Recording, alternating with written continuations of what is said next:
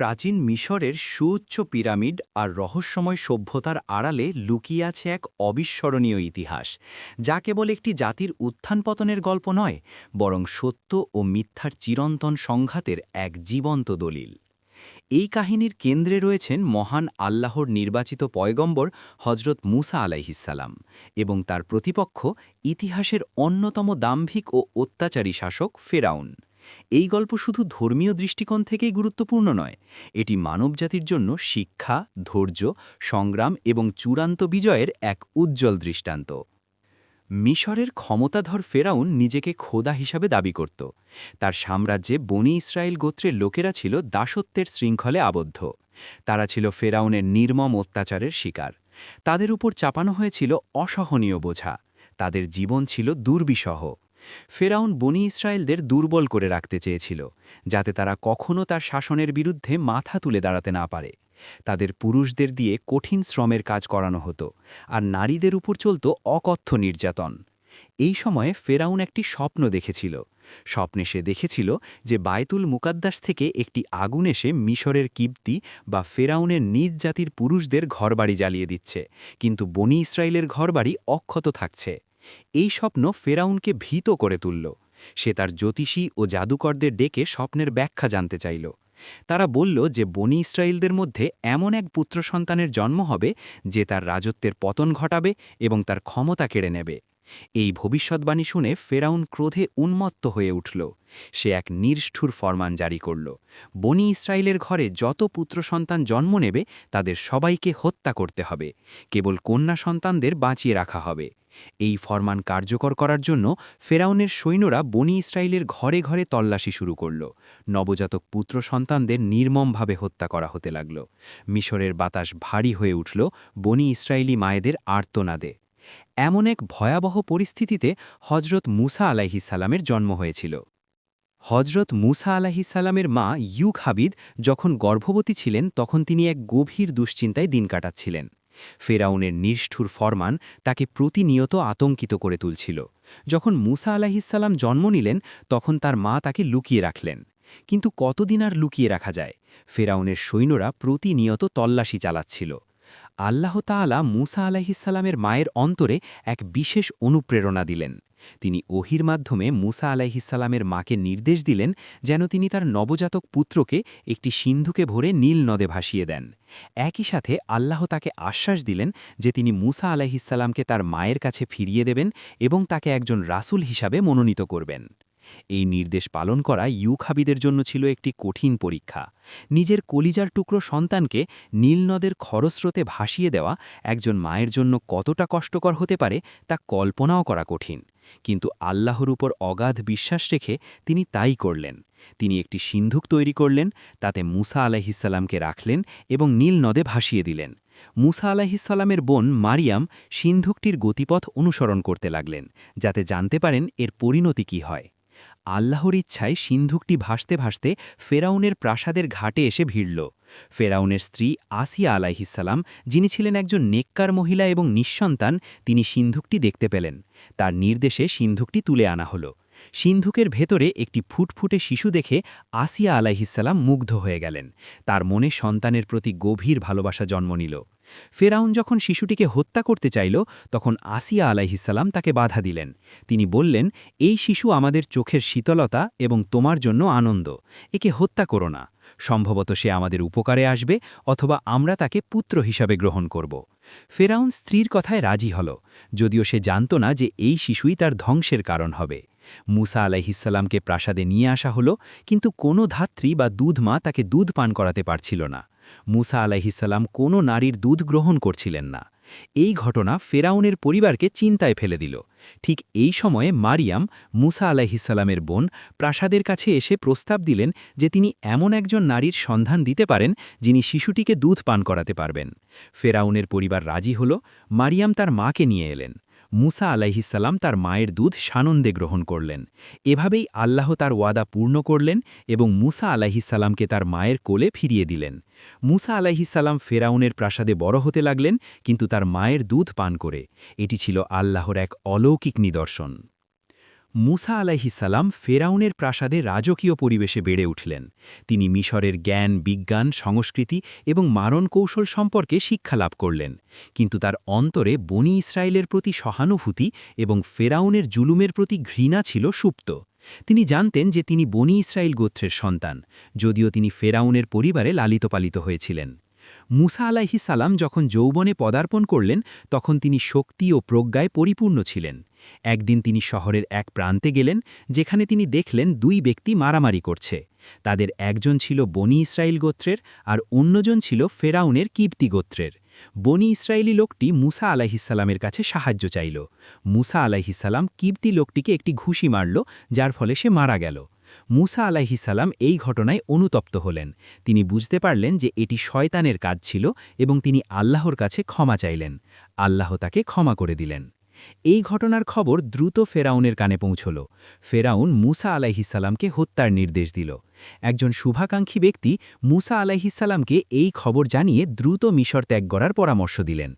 মুসা আলাইহিসাল্লাম ভীত ও চিন্তিত অবস্থায় মিশর থেকে পালিয়ে গেলেন। তিনি কোনো নির্দিষ্ট গন্তব্য ছাড়াই পথ চলতে লাগলেন।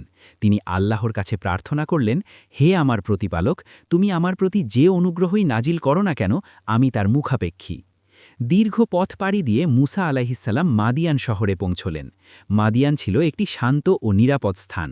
সেখানে তিনি কিছু রাখালকে তাদের পশুকে পানি পান করাতে দেখলেন। তিনি আরও দেখলেন যে দুজন মহিলা তাদের পশুকে পানি পান করানোর জন্য অপেক্ষা করছেন, কিন্তু পুরুষদের ভিড়ে তারা সুযোগ পাচ্ছেন না। মুসা আলাইহিসাল্লাম তাদের কাছে গিয়ে কারণ জানতে চাইলেন। তারা বলল যে তাদের বাবা বৃদ্ধ এবং তারা পুরুষদের ভিড়ে পশুকে পানি পান করাতে পারছেন না। মুসা আলাইহিসাল্লাম তাদের পশুকে পানি পান করিয়ে দিলেন। মহিলা দুজন বাড়ি ফিরে তাদের বাবাকে সব ঘটনা খুলে বললেন। তাদের বাবা ছিলেন হজরত শুয়াইব আলাইহিসাল্লাম, যিনি ছিলেন একজন নবী। শুয়াইব আলাইহিসাল্লাম মুসা আলাইহিসাল্লামকে ডেকে পাঠালেন। মুসা আলাইহিসাল্লাম তার জীবনের সব ঘটনা শুয়াইব আলাইহিসাল্লামের কাছে বর্ণনা করলেন। শুয়াইব আলাইহিসাল্লাম তাকে আশ্রয় দিলেন এবং বললেন যে তিনি এখন নিরাপদ। শুয়াইব আলাইহিসাল্লামের এক কন্যা মুসা আলাইহিসাল্লামের সততা ও শক্তির প্রশংসা করে তাকে বিবাহ করার প্রস্তাব দিলেন। শুয়াইব আলাইহিসাল্লাম মুসা আলাইহিসাল্লামকে ৮ বা ১০ বছর তার পশুপালন চড়াবার শর্তে তার এক কন্যার সাথে বিবাহ দিলেন। মুসা আলাইহিসাল্লাম মাদিয়ানে সুখে জীবনযাপন করতে লাগলেন এবং এই সময়ে তিনি আধ্যাত্মিক ও চারিত্রিক দিক থেকে আরও পরিপক্ক হয়ে উঠলেন। মাদিয়ানে তার নির্ধারিত সময় পূর্ণ হওয়ার পর মুসা আলাইহিসাল্লাম তার পরিবার নিয়ে মিশরের দিকে যাত্রা করলেন। পথিমধ্যে এক শীতের রাতে তিনি তুর পাহাড়ের কাছে একটি আগুন দেখতে পেলেন। তিনি তার পরিবারকে বললেন, তোমরা এখানে অপেক্ষা করো, আমি আগুন দেখেছি। সম্ভবত আমি সেখান থেকে তোমাদের জন্য কিছু আগুন নিয়ে আসতে পারব, অথবা আগুনের কাছে পথের সন্ধান পাব। যখন মুসা আলাইহিসাল্লাম আগুনের কাছে পৌঁছালেন, তখন তিনি এক অলৌকিক দৃশ্যের সম্মুখীন হলেন। তিনি দেখলেন একটি সবুজ গাছ থেকে আগুন জ্বলছে, কিন্তু গাছটি পুড়ছে না। এই সময় আল্লাহ তাআলা তাকে আহ্বান করলেন, হে মুসা, আমি আল্লাহ, বিশ্বজগতের প্রতিপালক। আল্লাহ তাকে নবুয়াত দান করলেন এবং 2টি মোজেজা প্রদান করলেন। তার হাতের লাঠি, যা সাপে রূপান্তরিত হতে পারত, এবং তার হাত, যা বগলের নিচে রেখে বের করলে উজ্জ্বল সাদা আলোয় ঝলমল করে উঠত। আল্লাহ মুসা আলাইহিসসালামকে নির্দেশ দিলেন ফেরাউনের কাছে যেতে এবং তাকে আল্লাহর একত্ববাদের দিকে আহ্বান করতে। ফেরাউন ছিল সীমা লঙ্ঘনকারী ও অত্যাচারী। মুসা আলাইহিসসালাম আল্লাহর কাছে প্রার্থনা করলেন যে তার জিহ্বায় জড়তা রয়েছে, তাই তার ভাই হারুন আলাইহিসসালামকে তার সহযোগী হিসেবে প্রেরণ করা হোক, কারণ হারুন আলাইহিসসালাম ছিলেন স্পষ্টভাষী। আল্লাহ মুসা আলাইহিসসালামের প্রার্থনা কবুল করলেন এবং হারুন আলাইহিসসালামকেও নবুয়াত দান করে তার সহযোগী হিসেবে নিযুক্ত করলেন। মুসা আলাইহিসসালাম এবং হারুন আলাইহিসসালাম আল্লাহর নির্দেশ পালন করার জন্য মিশরের দিকে যাত্রা করলেন। তাদের অন্তরে ছিল আল্লাহর উপর অগাধ বিশ্বাস এবং ফেরাউনের মোকাবিলা করার দৃঢ় সংকল্প। তারা জানতেন যে তাদের সামনে এক কঠিন পথ অপেক্ষা করছে, কিন্তু আল্লাহর সাহায্য তাদের সাথে ছিল। মুসা আলাইহিসসালাম এবং হারুন আলাইহিসসালাম যখন ফেরাউনের দরবারে পৌঁছালেন, তখন ফেরাউন তাদের দেখে বিস্মিত হল। সে মুসা আলাইহিসসালামকে চিনতে পারল, যাকে সে ছোটবেলায় লালন পালন করেছিল এবং যে মিশর থেকে পালিয়ে গিয়েছিল। ফেরাউন মুসা আলাইহিসসালামকে তার অতীত জীবনের কথা স্মরণ করিয়ে দিল এবং তাকে কৃতঘ্ন বলে আখ্যায়িত করল। মুসা আলাইহিসসালাম নির্ভয়ে ফেরাউনকে আল্লাহর একত্ববাদের দিকে আহ্বান করলেন। তিনি বললেন যে তিনি বিশ্বজগতের প্রতিপালকের পক্ষ থেকে রাসূল হিসেবে এসেছেন এবং বনি ইসরায়েলদের মুক্তি দিতে এসেছেন। ফেরাউন অহংকার করে বলল, আমিই তোমাদের শ্রেষ্ঠ প্রতিপালক। সে মুসা আলাইহিসসালামের কথা অস্বীকার করল এবং তার নবুয়াতের প্রমাণ চাইল। মুসা আলাইহিসসালাম তখন আল্লাহর দেওয়া মোজেজা প্রদর্শন করলেন। তিনি তার হাতের লাঠি মাটিতে নিক্ষেপ করলেন আর তা মুহূর্তেই এক বিশাল সাপে রূপান্তরিত হয়ে গেল। ফেরাউন ও তার সভাসদরা ভীত হয়ে পড়ল। এরপর মুসা আলাইহিসসালাম তার হাত বগলের নিচে রেখে বের করলেন আর তা উজ্জ্বল সাদা আলোয় ঝলমল করে উঠল। এই দুটি মোজেজা দেখে ফেরাউন আরও ক্রুদ্ধ হল। সে মুসা আলাইহিসসালামকে জাদুকর বলে আখ্যায়িত করল এবং বলল যে সে তার জাদু দিয়ে মিশরের ক্ষমতা দখল করতে চায়। ফেরাউন তার সভাসদদের সাথে পরামর্শ করল। তারা ফেরাউনকে পরামর্শ দিল যে মুসা আলাইহিসসালাম একজন দক্ষ জাদুকর এবং তার জাদু মোকাবিলা করার জন্য মিশরের সেরা জাদুকরদের একত্রিত করা হোক। ফেরাউন তাদের কথায় রাজি হল এবং ঘোষণা করল যে এক নির্দিষ্ট দিনে এক বিশাল জনসমাবেশে মুসা আলাইহিসসালামের সাথে জাদুকরদের মোকাবিলা হবে। নির্দিষ্ট দিনে বিশাল জনসমাবেশ অনুষ্ঠিত হল। মিশরের সেরা জাদুকররা তাদের সব জাদু নিয়ে উপস্থিত হল। ফেরাউন ও তার সভাসদরা উপস্থিত ছিল। বনি ইসরায়েল এবং মিশরের সাধারণ জনগণও এই অলৌকিক মোকাবিলা দেখার জন্য অধীর আগ্রহে অপেক্ষা করছিল। জাদুকররা মুসা আলাইহিসসালামকে বলল, হে মুসা, হয় তুমি প্রথমে তোমার জাদু দেখাও অথবা আমরা প্রথমে দেখাব। মুসা আলাইহিসসালাম বললেন, তোমরাই প্রথমে দেখাও। জাদুকররা তাদের লাঠি আর রশি মাটিতে নিক্ষেপ করল আর তাদের জাদুর প্রভাবে সেগুলো সাপের মতো নড়াচড়া করতে লাগল। জনগণ ভীত হয়ে পড়ল এবং মনে করল যে জাদুকররা সত্যিই অলৌকিক কিছু দেখাচ্ছে। মুসা আলাইহিসসালাম প্রথমে কিছুটা চিন্তিত হলেন, কিন্তু আল্লাহ তাকে অভয় দিলেন এবং নির্দেশ দিলেন তার লাঠি নিক্ষেপ করতে। মুসা আলাইহিসসালাম তার লাঠি নিক্ষেপ করলেন আর তা এক বিশাল সাপে রূপান্তরিত হয়ে গেল। জাদুকরদের সব লাঠি আর রশি গিলে ফেলল। এই দৃশ্য দেখে জাদুকররা হতভম্ব হয়ে গেল। তারা বুঝতে পারল যে এটি কোনো সাধারণ জাদু নয়, বরং আল্লাহর পক্ষ থেকে এক অলৌকিক মোজেজা। জাদুকররা তাৎক্ষণিকভাবে সিজদায় লুটিয়ে পড়ল এবং ঘোষণা করল, আমরা হারুন ও মুসার প্রতিপালকের উপর ঈমান আনলাম। ফেরাউন জাদুকরদের ঈমান গ্রহণে অত্যন্ত ক্রুদ্ধ হল। সে তাদের হুমকি দিল যে তাদের হাত পা কেটে ফেলা হবে এবং খেজুর গাছের গুড়িতে শুলে চড়ানো হবে। কিন্তু জাদুকররা নির্ভয়ে বলল, আমরা আল্লাহর কাছে ফিরে যাচ্ছি, তুমি যা ইচ্ছা করো, আমরা তোমার উপর ভরসা করি না। এভাবেই সত্যের বিজয় হল এবং মিথ্যার পরাজয় ঘটল। এই ঘটনা বনি ইসরায়েল এবং মিশরের কিছু সাধারণ মানুষের মনে আল্লাহর প্রতি বিশ্বাস স্থাপন করতে সাহায্য করল। জাদুকরদের ঈমান গ্রহণের পর ফেরাউনের ক্রোধ আরও বেড়ে গেল। সে বুঝতে পারল যে মুসা আলাইহিসসালামের প্রভাব বাড়ছে এবং তার ক্ষমতা মুখের মুখে। ফেরাউন বনি ইসরায়েলের উপর অত্যাচার আরও বাড়িয়ে দিল। সে তাদের ওপর আরও কঠিন শ্রমের কাজ চাপিয়ে দিল এবং তাদের জীবনকে আরও দুর্বিষহ করে তুলল। বনি ইসরায়েলরা মুসা আলাইহিসসালামের কাছে অভিযোগ করতে লাগল যে তাদের উপর অত্যাচার কমানোর পরিবর্তে আরও বেড়ে গেছে। তারা মুসা আলাইহিসসালামকে বলল, তুমি আসার আগেও আমরা নির্যাতিত ছিলাম আর তুমি আসার পরেও আমরা নির্যাতিত হচ্ছি। মুসা আলাইহিসসালাম তাদের ধৈর্য ধারণ করতে বললেন এবং আল্লাহর সাহায্যের আশ্বাস দিলেন। তিনি জানতেন যে আল্লাহ তার ওয়াদা পূর্ণ করবেন এবং বনি ইসরায়েলকে মুক্তি দেবেন। কিন্তু বনি ইসরায়েলের ধৈর্যচ্যুতি ঘটছিল। তারা দীর্ঘদিনের দাসত্ব ও নির্যাতনের কারণে মানসিকভাবে দুর্বল হয়ে পড়েছিল। এই সময় ফেরাউন মুসা আলাইহিসসালামকে হত্যা করার পরিকল্পনা করল।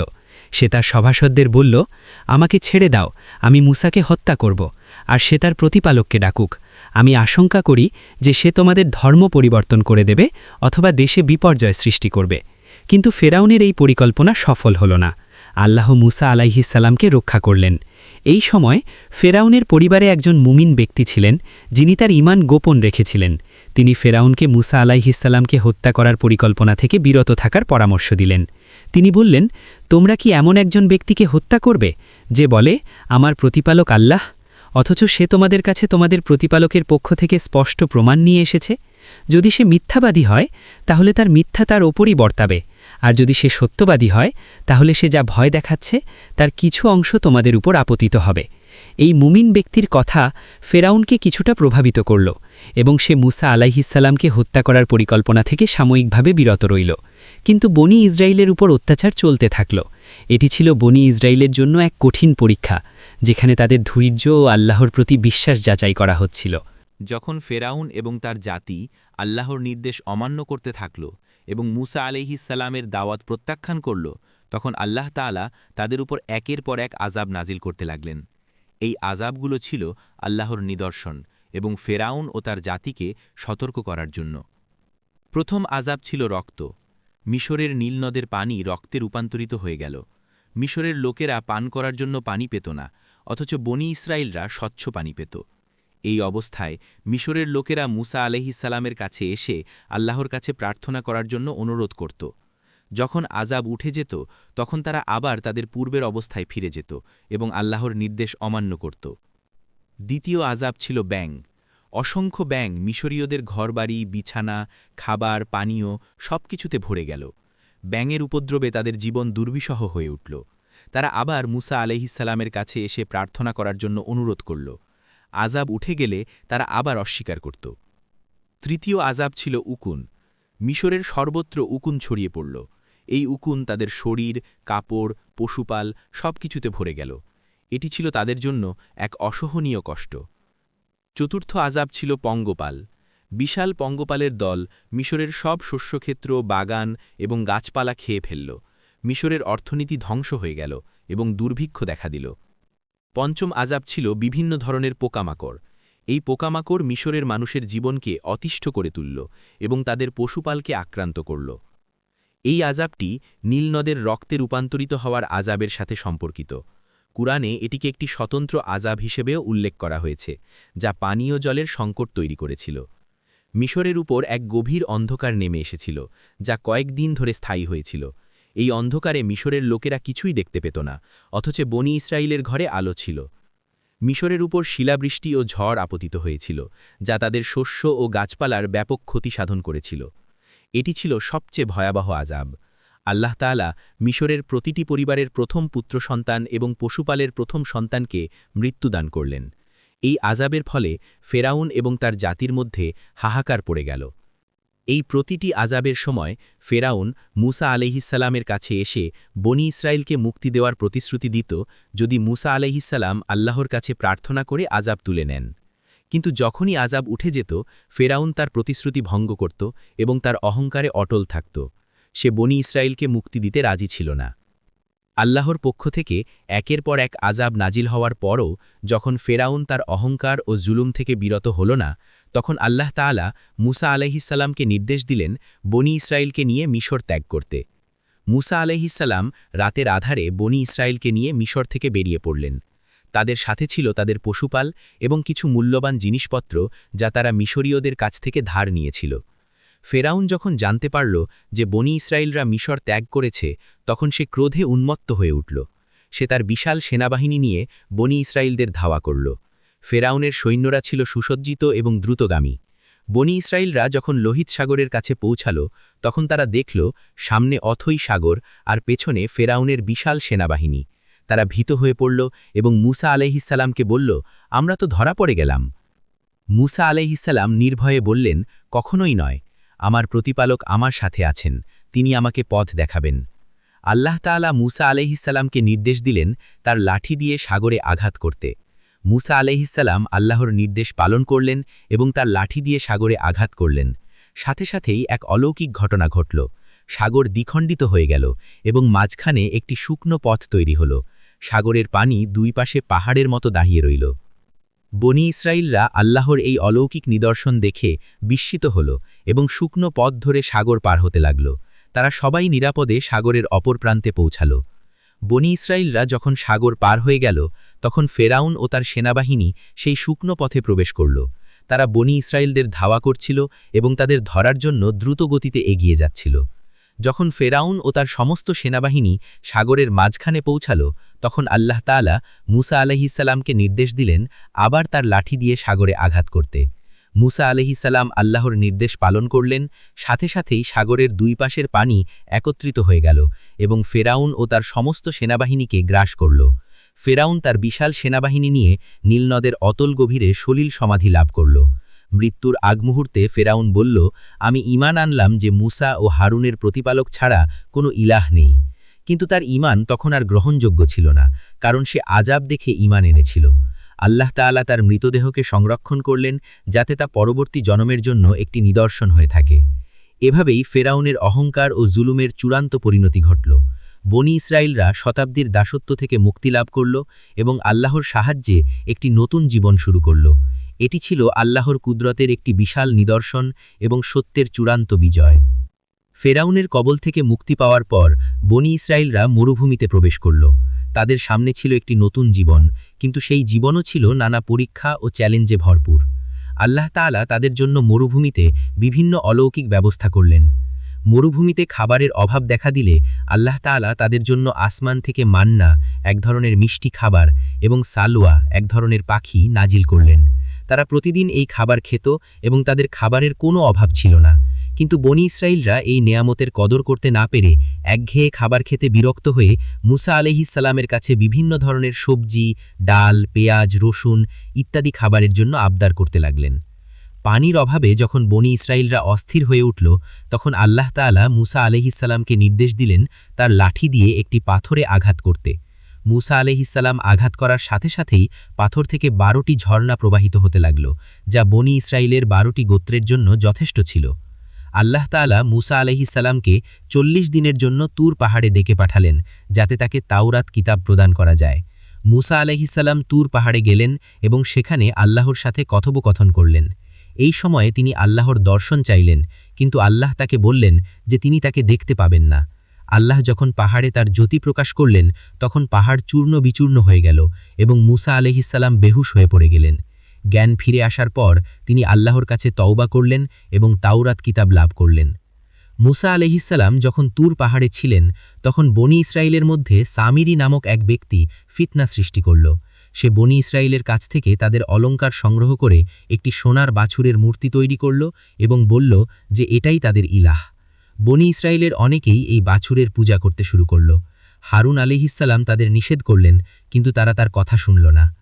মুসা আলাইহিস সালাম যখন তাওরাত নিয়ে ফিরে এলেন এবং দেখলেন যে তার জাতি সোনার বাছুরের পূজা করছে, তখন তিনি অত্যন্ত ক্রুদ্ধ হলেন।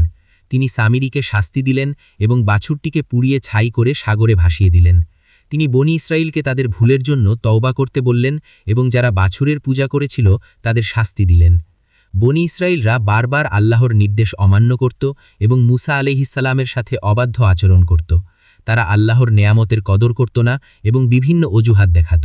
তারা জিহাদের নির্দেশ অমান্য করে বাইতুল মুকাদ্দসে প্রবেশ করতে অস্বীকার করলে, যার ফলে আল্লাহ তাদের 40 বছর মরুভূমিতে ঘুরে বেড়ানোর শাস্তি দিলেন। দীর্ঘ 40 বছর মরুভূমিতে ঘুরে বেড়ানোর পর বনি ইসরায়েলের নতুন প্রজন্ম গড়ে উঠল। এই প্রজন্ম ছিল পূর্বের প্রজন্মের চেয়ে বেশি অনুগত। মুসা আলাইহিস সালাম তার জীবনের শেষ প্রান্তে এসে পৌঁছালেন। তিনি বনি ইসরায়েলকে আল্লাহর পথে পরিচালিত করার জন্য অক্লান্ত পরিশ্রম করেছিলেন। তিনি তাদের তাওরাত শিক্ষা দিয়েছিলেন এবং আল্লাহর নির্দেশ মেনে চলার জন্য উৎসাহিত করেছিলেন। হযরত হারুন আলাইহিস সালাম মুসা আলাইহিস সালামের আগেই ইন্তেকাল করেছিলেন। মুসা আলাইহিস সালামের মৃত্যু সময় ঘনিয়ে এলো। একটি হাদিসে বর্ণিত আছে যে মালাকুল মাউত, মৃত্যুর ফেরেশতা, যখন মুসা আলাইহিস সালামের কাছে এসেছিলেন, তখন মুসা আলাইহিস সালাম তাকে চিনতে পারেননি এবং তাকে একটি থাপ্পড় মেরেছিলেন, যার ফলে তার চোখ নষ্ট হয়ে গিয়েছিল। মালাকুল মাউত আল্লাহর কাছে ফিরে গিয়ে বললেন যে তিনি এমন এক বান্দার কাছে গিয়েছিলেন যিনি মৃত্যুকে পছন্দ করেন না। আল্লাহ তার চোখ ফিরিয়ে দিলেন এবং তাকে আবার মুসা আলাইহিস সালামের কাছে পাঠালেন। আল্লাহ মুসা আলাইহিস সালামকে বললেন যে তিনি যদি জীবন চান তাহলে একটি গরুর পিঠে হাত রাখতে পারেন এবং তার হাতের নিচে যত লোম থাকবে তত বছর তাকে জীবন দেওয়া হবে। মুসা আলাইহিস সালাম জিজ্ঞাসা করলেন, তারপর কি হবে? আল্লাহ বললেন, তারপর মৃত্যু হবে। মুসা আলাইহিস সালাম বললেন, তাহলে এখনই মৃত্যু ভালো। মুসা আলাইহিস সালাম আল্লাহর কাছে প্রার্থনা করলেন যেন তাকে বাইতুল মুকাদ্দাসের কাছাকাছি স্থানে দাফন করা হয়। আল্লাহ তার প্রার্থনা কবুল করলেন। মুসা আলাইহিস সালামের মৃত্যু হয়েছিল এক নির্জন স্থানে, যা কেবল আল্লাহই জানেন। তার কবর কোথায় তা আজও অজানা। এভাবেই এক মহান নবীর জীবনাবসান ঘটল, যিনি মানবজাতির জন্য রেখে গেছেন অসংখ্য শিক্ষা ও অনুপ্রেরণা।